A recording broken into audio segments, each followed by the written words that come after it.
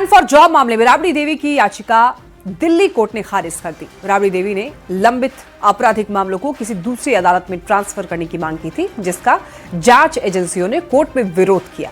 Report देखिए।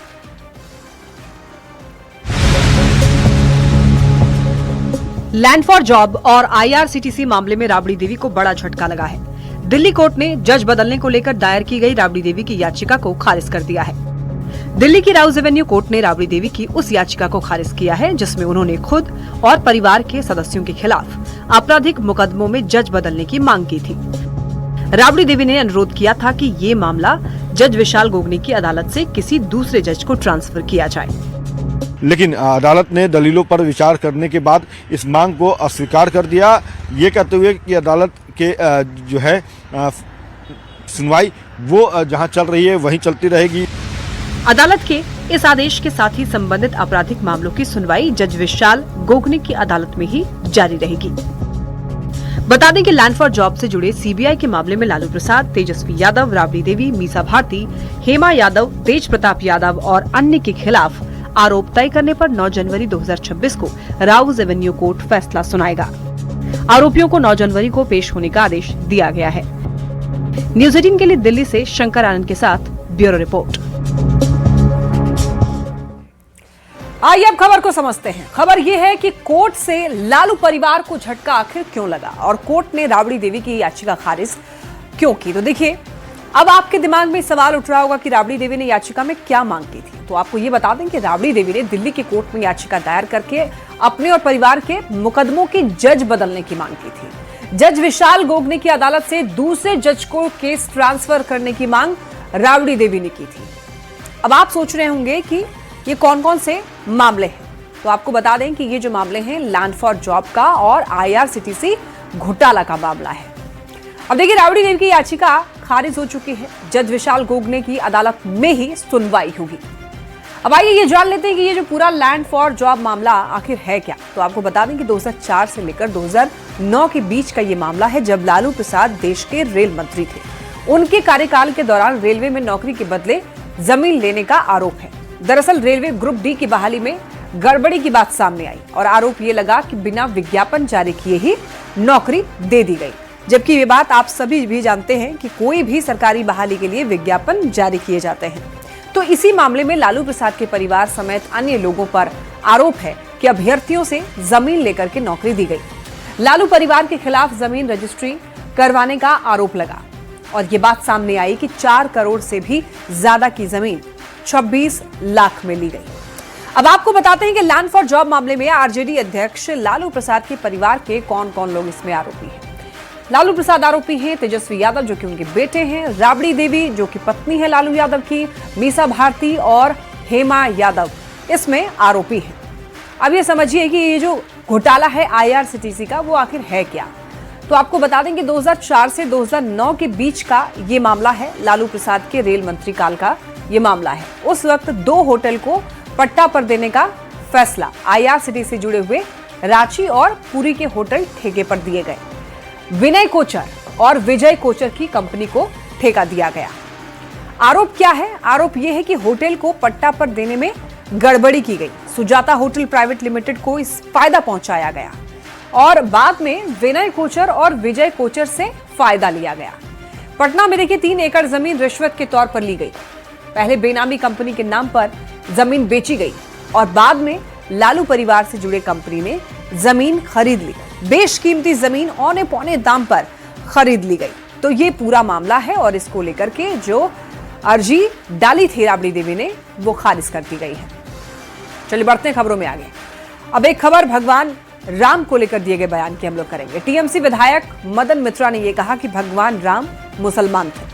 ममता के विधायक के इस बयान पर देखिए बवाल मच गया है। बीजेपी ने इसे हिंदू आस्था का अपमान बताया, तो दूसरी ओर विवाद बढ़ता देख मदन मित्रा ने इस वीडियो को एआई जनरेटर और झूठा बता दिया।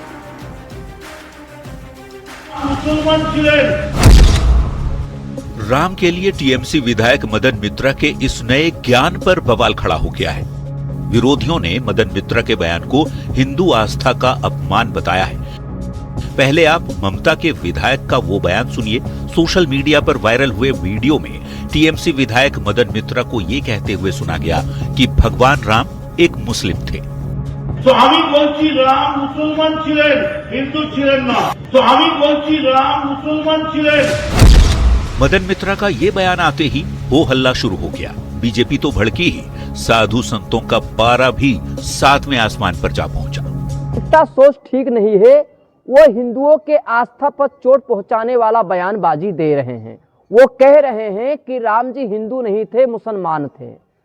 ऐसे लोग सनातन का अपमान करते हैं, राम का अपमान करते हैं और हिंदुओं के आस्था का अपमान करते हैं।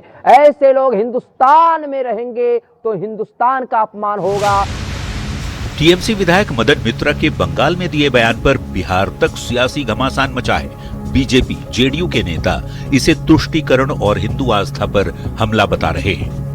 तो टीएमसी को सार्वजनिक रूप से इसे स्पष्ट करे और मदन मित्रा माफी मांगे।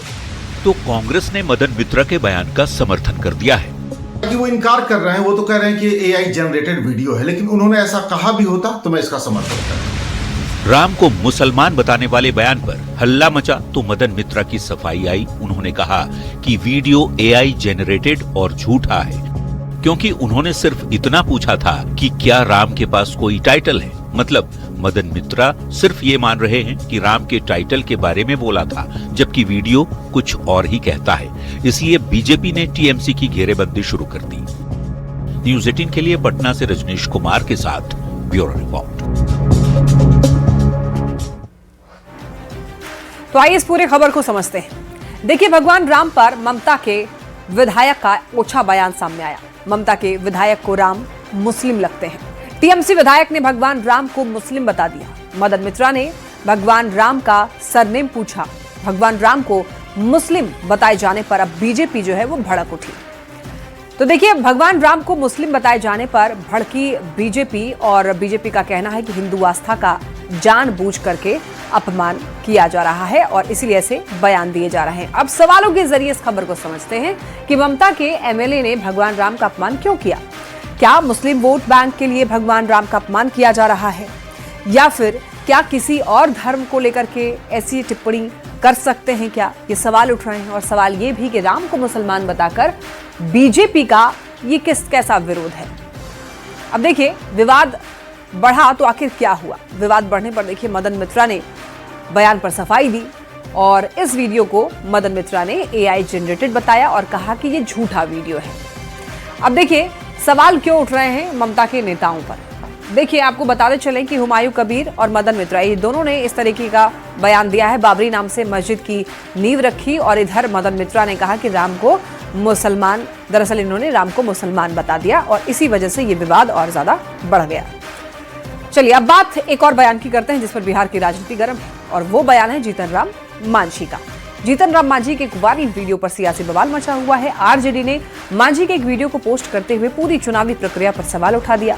वायरल वीडियो में जीतन राम मांझी 2020 के चुनाव में हार रहे उम्मीदवार को जिताने का दावा करते हुए वो सुनाई देते हैं उस वीडियो में, लेकिन मांझी ने इस वीडियो को फर्जी बताया है, एआई जनरेटेड बताया है।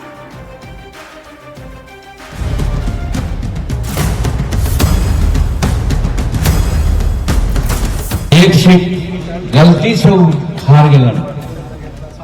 अगर हमारा वो कहलन हल जैसे 2020 में कहलन हल कि हम हार रही है कोई उपाय, उस समय 2700 वोट से हारे थलन। हम प्रयास के लिए जीत गलन। केंद्रीय मंत्री जीतन राम मांझी के इसी वीडियो पर सियासी बवाल मचा है। मांझी इस वीडियो में 2020 के चुनाव में हार रहे उम्मीदवार को डीएम की मदद से जितवाने का दावा करते सुनाई पड़ रहे हैं। मांझी के सेटिंग वाले बयान को आरजेडी ने सोशल मीडिया पर पोस्ट कर कई सवाल उठा दिए हैं। आरजेडी के आरोपों पर जीतन राम मांझी ने भी जवाब दिया है। मांझी ने सोशल मीडिया पर पोस्ट करके जवाब दिया है कि मेरे एक वीडियो के साथ छेड़छाड़ कर वायरल करने वाले कुछ लोगों को लगता है कि मुसहर के लाल को बदनाम कर देंगे। ऐसे लोगों को मैं बता देना चाहता हूं कि अब मुसहर के बेटे को कोई ना तो अपमानित कर सकता है, ना ही बेवकूफ बना सकता है। मांझी के वायरल वीडियो पर नई बहस छिड़ गई है। एक तरफ मांझी के बयान का हवाला देकर आरजेडी पूरी चुनावी प्रक्रिया पर सवाल उठा रही है, तो मांझी ने इस पूरे वीडियो को ही फर्जी बता दिया है। बयान को तोड़ मरोड़ कर पेश करने का आरोप लगाया है। न्यूज़ 18 के लिए दिल्ली से अमितेश कुमार सिंह के साथ पटना से शैलेंद्र कुमार और धर्मेंद्र कुमार की रिपोर्ट। तो जीतन राम मांझी के वायरल वीडियो पर सियासी बवाल को आइए हम लोग समझते हैं। देखिए, जीतन राम मांझी का एक बयान जो है वो काफी ज्यादा वायरल होता है। वायरल वीडियो में मांझी 2020 चुनाव की बात कह रहे हैं और किसी को चुनाव में मदद की बात वो कह रहे हैं इस वीडियो में। अब आरजेडी ने इस वीडियो को पोस्ट किया और सवाल उठाया। आरजेडी ने वायरल वीडियो का इस्तेमाल करते हुए, इस वीडियो का हवाला देते हुए चुनाव में धांधली का आरोप लगा दिया है, जिस पर मांझी ने अब प्रतिक्रिया दी है। उनका कहना है कि ये जो वायरल वीडियो है वो फर्जी है, एआई जनरेटेड है, झूठ है। मांझी ने कहा कि उन्हें बदनाम करने के लिए बयान को तोड़ मड़ोड़ कर पेश किया गया है।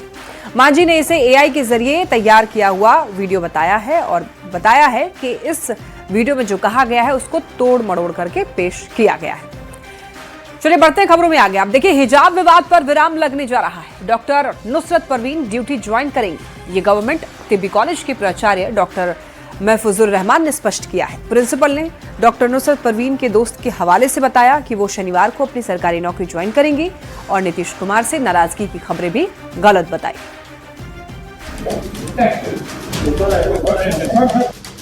इस वीडियो के वायरल होने के बाद शुरू हुए हिजाब विवाद पर विराम लगने जा रहा है, क्योंकि डॉक्टर नुसरत परवीन शनिवार को पटना के सदर अस्पताल में ड्यूटी ज्वाइन करने जा रही हैं। पटना सदर में उसकी ज्वाइनिंग हुई है, मतलब हुई पोस्टिंग हुई है। अच्छा। कल पटना सदर में ज्वाइनिंग करेगी। गवर्नमेंट तिब्बी कॉलेज जहां से नुसरत ने पढ़ाई की है, वहां के प्राचार्य डॉक्टर महफूजुर रहमान ने डॉक्टर नुसरत परवीन के दोस्त से बातचीत के बाद साफ कर दिया कि नुसरत 20 दिसंबर को अपनी सरकारी नौकरी ज्वाइन करेंगी। यही नहीं, उन्होंने ये भी कहा कि नीतीश कुमार से नाराजगी की खबरें पूरी तरह गलत हैं। ग्रुप फोटो वगैरह ग्राफी वगैरह हो रहा था, तो उसी में मुख्यमंत्री ने कहा कि देखो तो सब बच्चा जो है कि खुशी मना रहा है, तुम जो है कि मुंह ढके हुई हो, तो चलो तुम भी हंसो, है ना, दिखाओ हमको हंस करके। तो उसी पे उन्होंने जो है कि बच्ची समझ करके, अपनी बच्ची समझ करके उन्होंने जो उसका चेहरे को जो है हटा दिया, चेहरे से नकाब को हटा दिया। नुसरत की बैचमेट बिल्किश परवीन भी कहती हैं कि इस मुद्दे को बेवजह ज्यादा तूल दे दिया गया। मुख्यमंत्री का इरादा गलत नहीं था। मुझे लगता है कि उन्होंने इंटेंशनली वो नहीं किया होगा। मतलब उस वक्त लगा होगा कि वो फेस ओपन रहता तो ज्यादा अच्छा रहता, लेकिन उस वक्त वो फेस ओपन नहीं था, तो उन्हें शायद वो फील अच्छा न लगा हो। इस विवाद की शुरुआत तब हुई जब 15 दिसंबर को आयुष चिकित्सकों को नियुक्ति पत्र बांटते समय मुख्यमंत्री नीतीश कुमार ने नुसरत परवीन के चेहरे से हिजाब हटा दिया था, जिस पर जमकर सियासत हुई थी। यहां तक कहा जाने लगा था कि नाराज doctor Nusrat Parveen duty join नहीं करेंगी। लेकिन अब सब साफ हो गया है कि 20 दिसंबर को doctor Nusrat Parveen duty join करेंगी, जिसके बाद इस हिजाब विवाद पर पूरी तरह विराम लग जाएगा। न्यूज़ 18 के लिए पटना से रजनीश कुमार के साथ ब्यूरो रिपोर्ट। अब ये समझिए हिजाब विवाद पर विराम कैसे लगा। देखिए, हिजाब विवाद पर सियासत काफी ज्यादा तेज थी।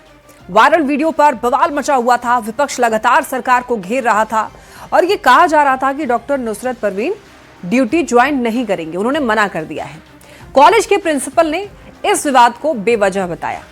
20 दिसंबर को डॉक्टर नुसरत ड्यूटी ज्वाइन करने वाली हैं और सीएम के इरादे को लेकर के भी ये कहा गया कि सीएम का इरादा गलत नहीं था। नुसरत की दोस्त का भी यही कहना है कि इंटेंशन नीतीश कुमार की गलत नहीं थी। नुसरत की ड्यूटी ज्वाइन करते ही विवाद पर विराम लग जाएगा और 20 तारीख बताई जा रही है कि नुसरत परवीन ड्यूटी ज्वाइन कर लेंगी। उसके बाद देखना होगा कि क्या ये विवाद थम जाता है या नहीं।